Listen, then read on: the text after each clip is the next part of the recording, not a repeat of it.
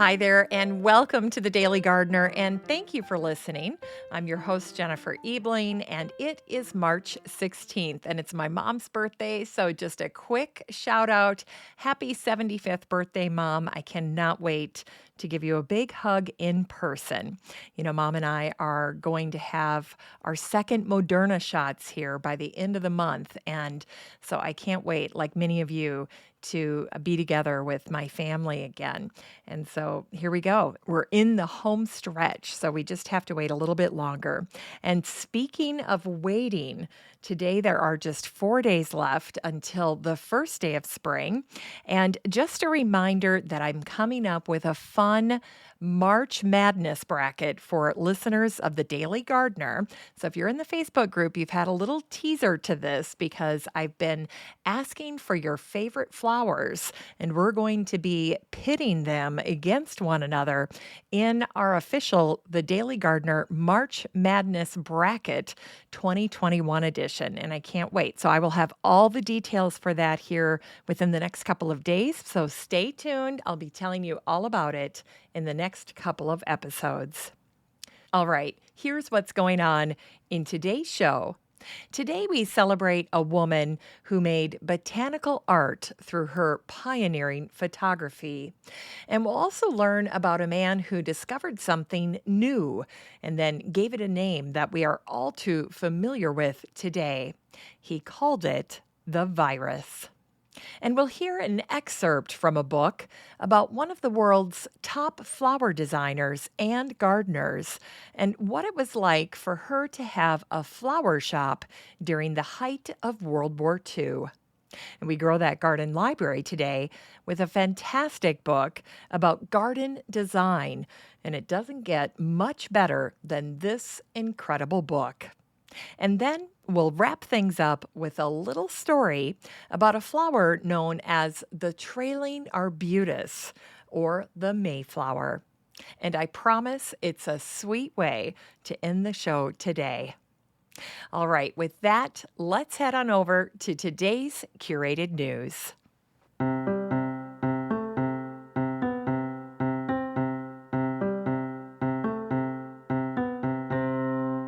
Today's curated news comes from Elle magazine. It was written by Natasha Goodfellow, and the title is Rewilding: What It Is and Why It's Good for Your Garden. And I love how Natasha starts out this article because she mentions the book that really started this whole concept of rewilding your garden. Here's what she wrote. Since Isabella Tree's lyrical 2018 book, Wilding, the subject of rewilding has become mainstream.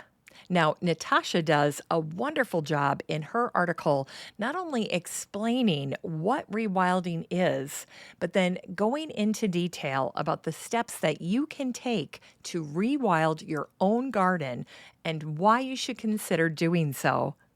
Now, one of the things that I particularly loved about this piece is that they were talking about creating a pocket forest or a mini forest, something I'm very passionate about and something I'm encouraging gardeners to consider for their 2021 gardens. And in this article, Natasha quotes an expert who says that a little pocket forest allows anyone to turn a corner of their garden into a flourishing woodland alive with birds and insect life.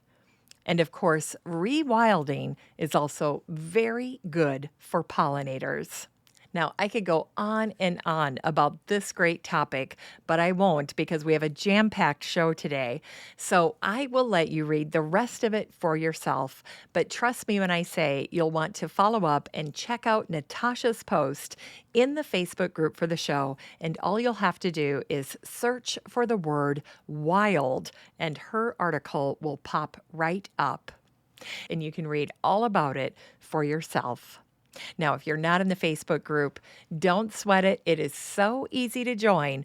All you need to do is the next time you're on Facebook, just search for Daily Gardener Community, where you'd search for a friend and then request to join. I'd love to meet you in the group. It's time for today's botanical history.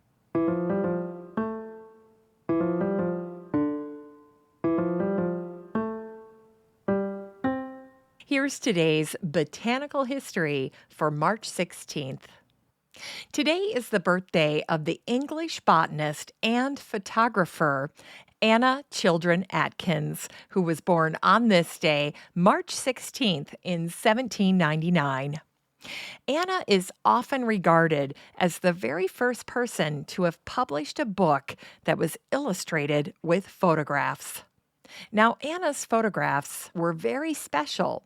She used a cyanotype process, which produced images onto cyan blue paper. And in case you're wondering, that is where we get the term blueprints. Now, today there are just a handful of copies of Anna's 1843 work, Photographs of British Algae. And although none of her specimens have survived, we at least have her beautiful prints. And back in 2015, on the occasion of her 216th birthday, Anna was honored with a Google Doodle. And if you have kids, I just want to recommend a wonderful book of photography that was written by Fiona Robinson. It's called The Bluest of Blues, Anna Atkins, and the First Book of Photographs. And then a fun activity that you can do to accompany this is making sun prints with botanical specimens. And the entire project is very easy. It just requires a few simple steps.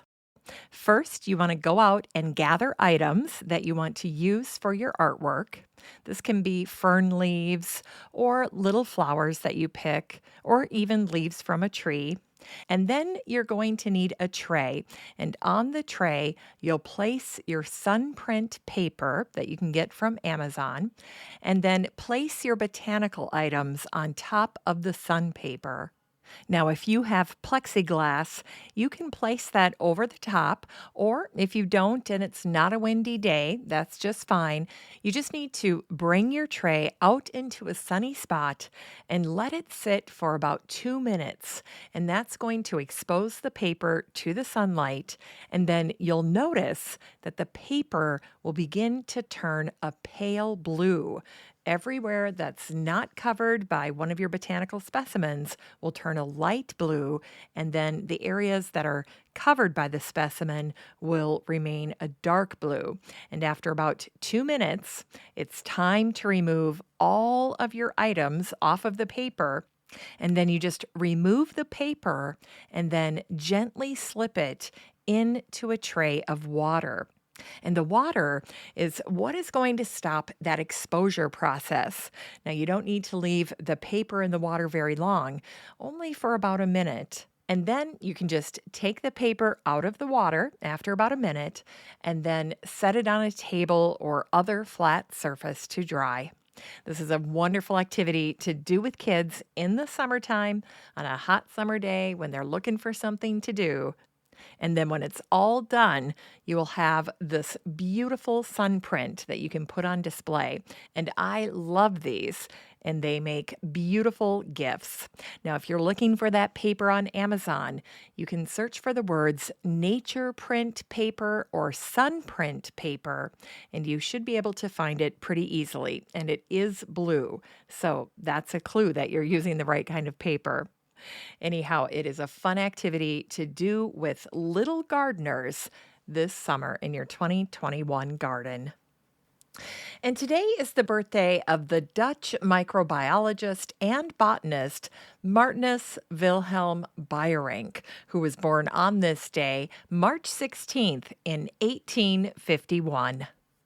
Now, Martinus was a very smart man, a very brilliant botanist, and he was searching for the reason that tobacco plants were dying. And to do his research, Martin ground up some diseased tobacco leaves, and then he pressed the juices through a bacteria filter.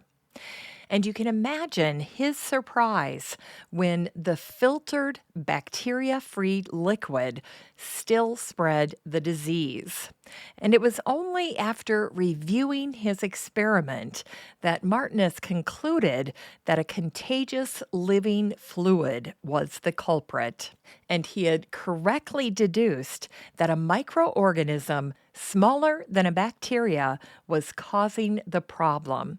And he called this very little thing a virus, which is the Latin word for poison. Now, before 2019, two of the most common viruses in humans were the flu and the common cold. But today, of course, there's only one virus on all of our minds, and that is the coronavirus, COVID-19. But plants suffer from viruses as well. And here's the top 10 list of plant viruses. Number 10 is a potato virus. Number 9 is the brome mosaic virus. Number 8 is the plum pox virus. Number 7 is the African cassava mosaic virus. In the 6th spot is a cauliflower mosaic virus. Number 5 is another potato virus. Number 4 is a cucumber mosaic virus. In the number 3 and number 2 spots are 2 tomato viruses, the tomato yellow leaf curl virus and the tomato spotted wilt virus. And in the number 1 spot is still the tomato mosaic virus. And by the way, this list of viruses was voted on by plant virologists associated with molecular plant pathology. And if you would like to read more about all of these viruses, I've included a link to this article in the Facebook group for the show. It's time for Unearthed Words.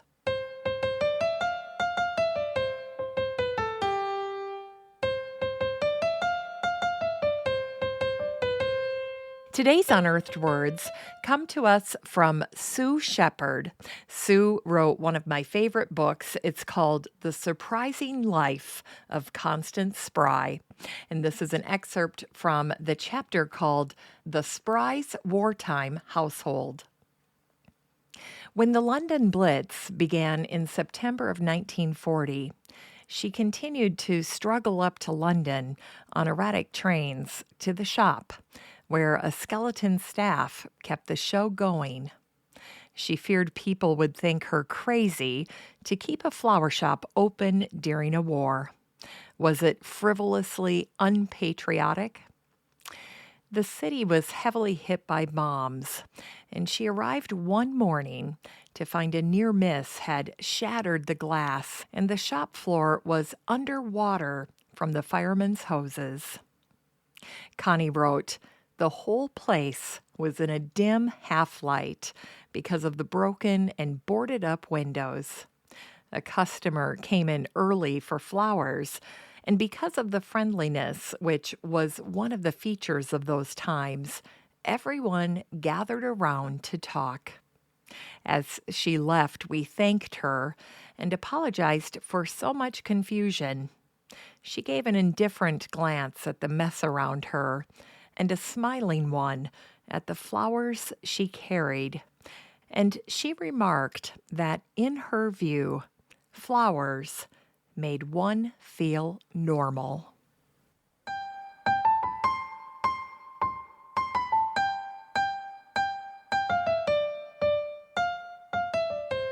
It's time to grow that garden library with today's book, Garden Design Masterclass by Carl Delatour.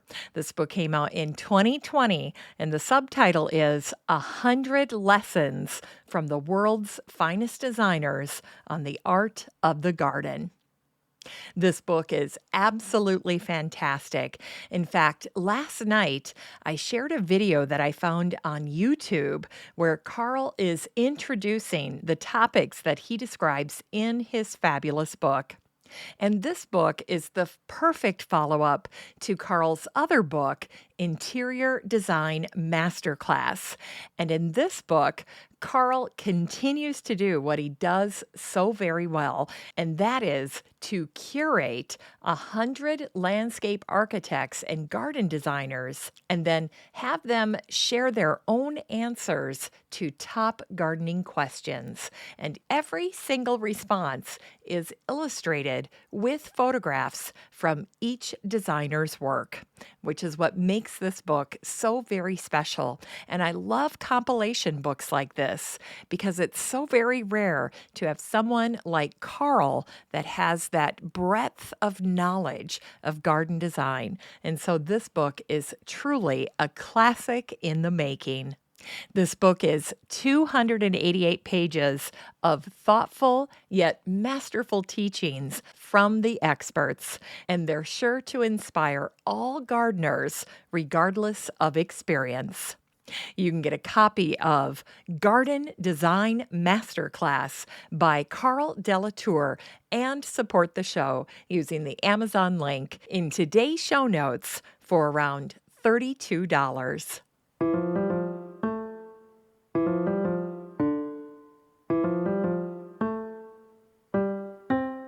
Finally, here's something sweet to revive the little botanic spark in your heart. It was on this day in 1927 that a woman named Nelva Weber wrote a letter to the editor of the Pantograph, the newspaper out of Bloomington, Illinois. Here's what she wrote. Before the winter snow has left the pine-clad New England slopes, one may find that tiny harbinger of spring, the trailing arbutus. This little flower has a rosy wax blossom and a long trailing stem and withered leaves. Whittier was a lover of this little flower, and it was he who wrote, "Creeps the trailing arbutus over hillock and hollow, through leafage whose greenness and glory are fled." And an interesting Indian legend is told about this flower. It was said that the warrior who wore a wreath of perfect arbutus leaves would never be defeated nor suffer death. Winona, the beautiful Indian maiden, found a spray of perfect leaves, and she wove them into a wreath for her father. He was successful in combat, but when his daughter eloped with a warrior from another tribe, he was overcome with grief. His tears fell upon the arbutus leaves and withered them, and after that, no perfect leaves were to be found. Now, Winona wished to find a wreath of perfect leaves for her husband, and they wandered hand in hand in search of the leaves. But instead of perfect leaves, they found the charm of love and perfect happiness. And we who travel life's pathway are in search of our own metaphorical wreath of flawless arbutus leaves. And of course, we search in vain. We do not find our perfect spray of arbutus in this life. But if we are kind and thoughtful of others along every step of our journey, we shall receive the charm of love and happiness as a reward for our search. Isn't that sweet? Thanks for listening to The Daily Gardener. And remember, for a happy, healthy life, garden every day. Hey, thanks for spending part of your day with The Daily Gardener. If you want to read even more botanical brevities, just head on over to thedailygardener.org. That's where you can find all the stories, biographies, and books that I share on the show. And while you're there, be sure to sign up for my free Friday newsletter. It has lots of goodies in it, and I try to make the newsletter like you're getting a marvelous letter from a garden friend. You can always find The Daily Daily Gardener on all your favorite social media. You can follow the show on Twitter, and you have a standing invitation to join the free Facebook group for listeners of the show. Just search for Daily Gardener Community the next time you're on Facebook and request to join.